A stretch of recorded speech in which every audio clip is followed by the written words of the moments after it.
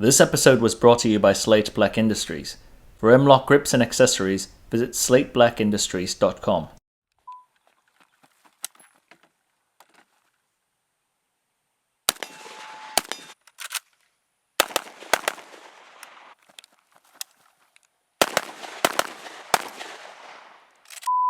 Now, we've taken numerous Kalashnikovs out on this show before, and most of them have actually performed quite well.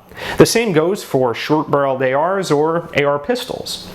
Now, that might not necessarily be the case today. It's all dependent upon your perspective, really. But we want to certainly suggest that you stick around for the debrief portion of this particular practical accuracy run, because we are going to overlay some additional shooting and commentary specific to what you're about to see.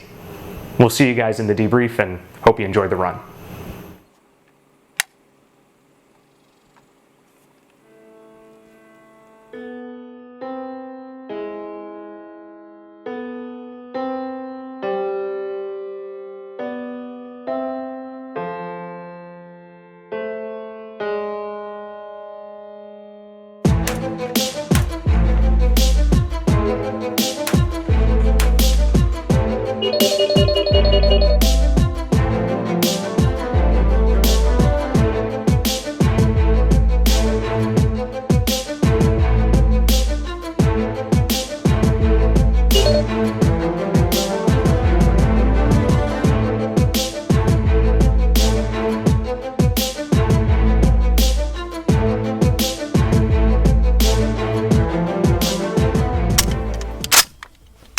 Alright,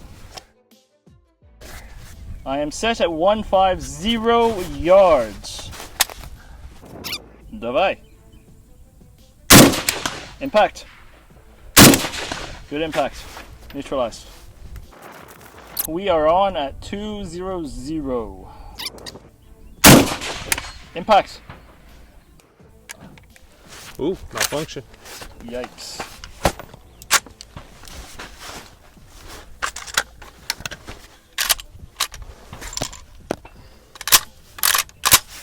Anytime there's a malfunction, there's obviously a lot of questions and commentary in the comment section of the video.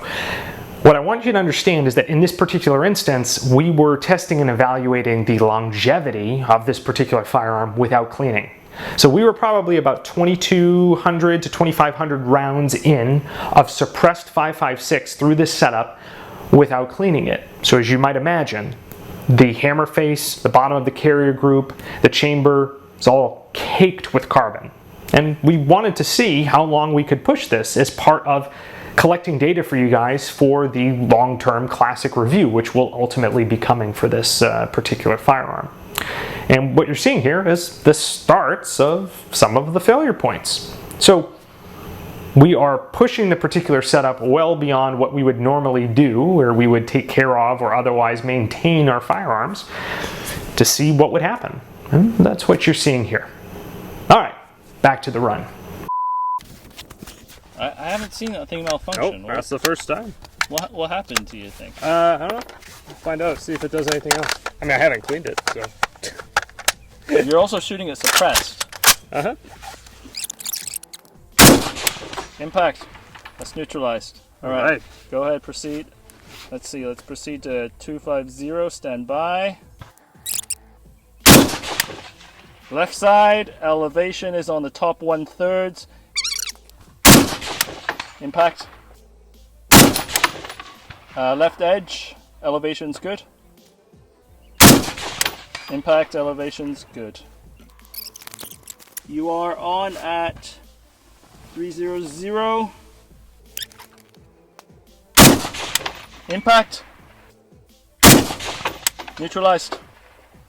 Alright, go ahead, proceed to 350, stand by. Target and a half to the left on the elevation of the bar. Right side, elevation's good, you're about half target to the right. At the leg of the target. That's an impact. That's an impact. So that's a neutralized shot. Yep. You ready to progress towards 4? Yar. Fire and we're ready. It's a good impact. Good impact. Neutralized. Nice. When are you changing to the second dot right now? That was a direct bracket in between the two. Okay. All right. We are on at 450. Fire when ready. Left edge elevation's just slightly low on the lower 1/3, but you're on the left edge. Right edge, almost the exact opposite. Elevation's the same on the lower 1/3. That's good impact. Square on. Whew. That's 20 down. Okay.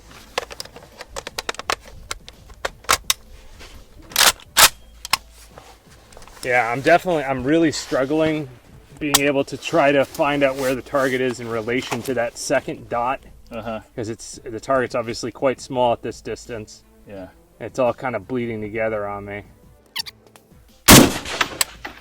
Right side, on the edge, at the very low edge of the target as well. Right. Right edge. Elevation is better.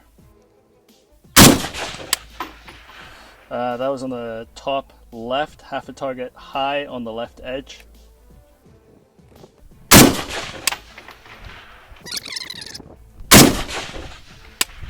I was on the right, let's see, half target right, where the strap is on elevation. Is your suppressor on tight? Yeah. Okay. Bottom left. Right side, same elevation, half target. Okay, elevation's good, but you're still half a target to the right. Left side, strap length, 1 target left. That's an impact. All right. So it's not a facet of the gun. It's I think it's a limitation of my eyes and how I'm perceiving the sight. Okay. Because the advantage of the double dot EOTech is that you have the EXPS -2 as opposed to -0, is you have quite a bit of advantage insofar as you have the BDC. Right. Or a form of BDC. The problem is, at least for me in my eye, the EOTech is already kind of pixelated.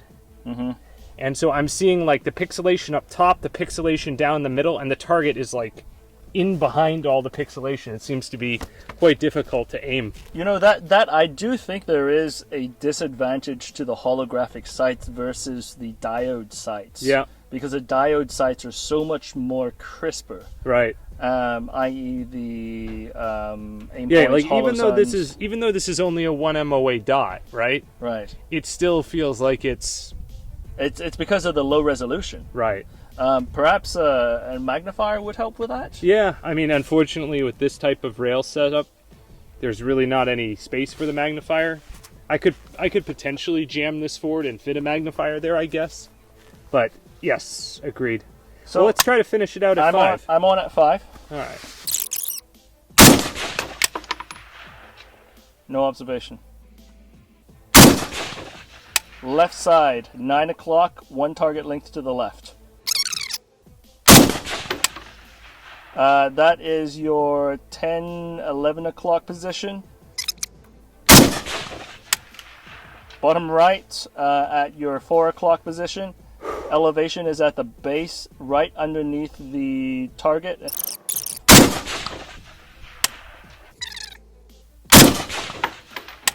Top right. Because that was a solid second dot hold. So I'm going to try to just favor lower portion of the plate with that second dot. Okay. 9 o'clock, half target to the left.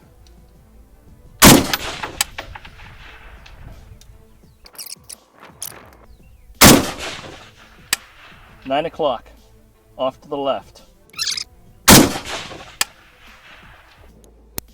Do you think there's a possibility that it's actually landing on but not moving it? Oh no, that's it. I don't see it moving though. That's a thing. That's it. I'm out. That's my 40. The most important thing here, the most obvious thing I think, was my inability to effectively utilize this particular sighting system. So we were shooting an EXPS 2, which means there are actually 2 dots within the donut of this particular reticle. I was having a lot of difficulty perceiving where the target was in relation to these points within the reticle. Now, again, we're not shooting at humanoid-sized targets, which is what this reticle style was designed for. Instead, we're shooting at sub-torso, sub-C-zone even, sized targets, especially the 450-yard target is like that. It's actually smaller than a C-zone.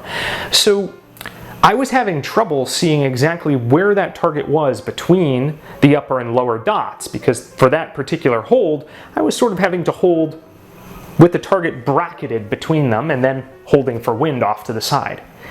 And as some of you may be familiar, the EOTech reticle has pixelation in it as you're looking through it.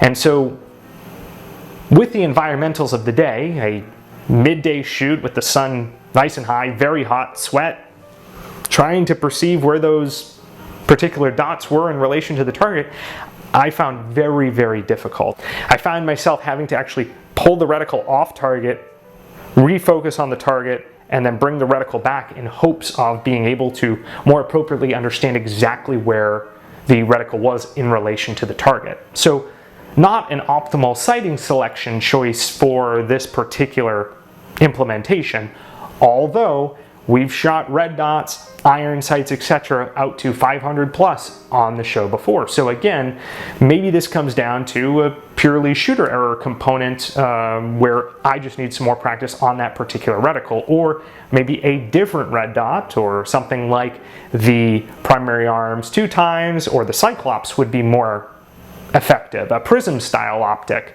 with gradiated lines and reference points for aiming.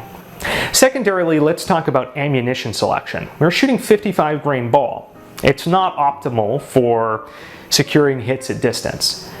We understand that. However, we've shot it on various other platforms and through various other platforms on other runs and secured hits, including a 10.5-inch AR pistol. So to suggest that that particular component was the determining factor would be disingenuous, although an easy out, because of course we weren't shooting a round super effective at those ranges. That also partly comes back to barrel twist. This is a 1-in-9 twist barrel, so shooting a big heavy pill like a 77 or the Mark II 62 round just isn't necessarily possible. The barrel simply can't stabilize it. Unlike the AR pistol, the Gordon carbine, this AK prints probably about double the group size of those particular firearms. So we're seeing groups in the 3.5 to 4.5 inch range. Now that's not all too awful for a Kalashnikov. It's probably on the wider side. Again, we're shooting 9-shot groups in accordance with how we generally test the accuracy of these firearms. So it wasn't optimal, wasn't great, and when we get out to those further distances beyond 400 yards, which is really where we started to see a pretty dramatic drop-off in the capability of this particular platform, on the size targets we're shooting, 4 MOA gun is, in some instances, simply going to have a cone of deviation that causes some rounds, not all of them, but some rounds, to miss the target, even if the hold was a good hold to secure an impact. With all of that said, we believe that those are some of the contributing factors that led to, well, sort of an underwhelming performance beyond 400 yards. With that said, we knew we could get some hits at 500, so we went back out to another 500-yard range out at the ranch here in Eagle Lake, Texas, and we took some shots to see what we would be able to achieve just sitting down fresh at 500 yards. The results were not too dissimilar. In fact, they reinforced what we had seen during the practical accuracy run.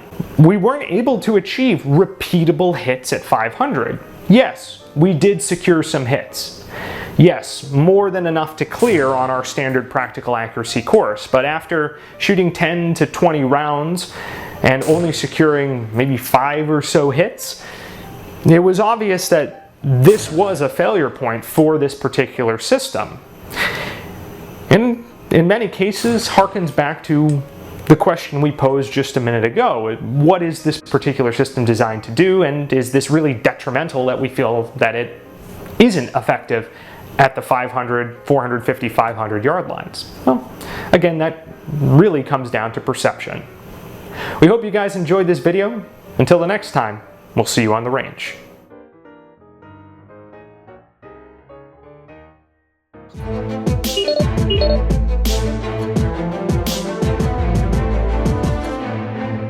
Do you enjoy arguing with other viewers on the internet on which rifle performed better on practical accuracy? Well, we have a solution for you. Go to our Patreon page and scroll down. You'll find the practical accuracy scoreboard, where we have ranked and compiled all the data of all the firearms we have tested on the practical accuracy course.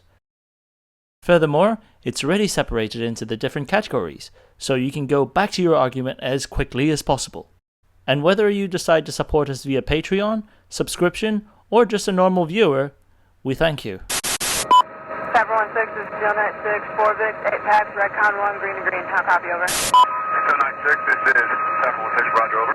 16, 091, 1 pack, green, over. This is 716, roger, over. 16, 15 like 2, 1 Victor, 2 packs, red con 1, over.